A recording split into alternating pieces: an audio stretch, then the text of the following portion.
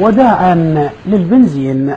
هكذا يأمل المخترع الأهوازي باختراعه الذي حير فيه عقول كبار أساتذة الجامعات وعلماء النفط والغاز والبيئة بطهران، ونال عدة طلبيات من دول أوروبية وغربية كأمريكا والنرويج وكندا وغيرها، بعد أن اكتشف بديلا من وقود البنزين إلى وقود الماء. بداية الفكرة أنه أخذت من الهيدروجين الموجود في الماء وحولته إلى طاقة بدل عن البنزين.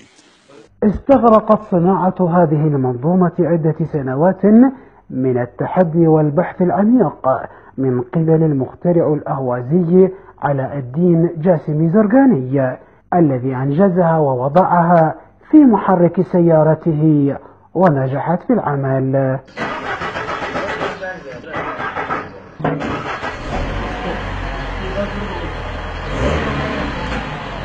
الفترة الزمنية اللي طولت حتى هذا الإنجاز، هذا الاختراع 8 سنوات من بحث ونجحت الفكرة في سيارتي الخاصة. السيارة تصرف بالبنزين كل لتر 10 كيلومترات، بس بالماء كل لتر ماء تمشي 30 كيلومتر. للمنظومة عدة فوائد جمة، إلا أن الفائدة الأبرز هي الحد من تلوث البيئة، فاليوم لا وقود يحرق ولا غازات تطرح. وقود البنزين من يدخل المحرك طبعا ينتج من عنده كربون ويخرب السيارة بمرور الوقت، بس الطاقة الهيدروجين الموجودة بالماء ما تولد أي كربون، وطبعا يخرج من السيارة بخار الماء وما يلوث البيئة.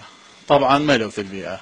الحاجة هي أم الابتكار دائما، تأخذ بسواعد وبعقول المخترعين وتجعلهم يقدمون ما هو نافع وجديد للبشرية جمعاء.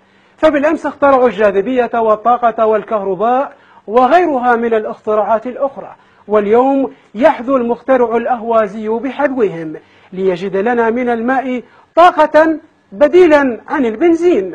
ومن يعلم، فقد يأتي زمان نودع فيه البنزين ونبقى نتقاسم الماء نحن والسيارات. عاشور الكناني، الأهواز، محافظة خوزستان، مدينة الأهواز.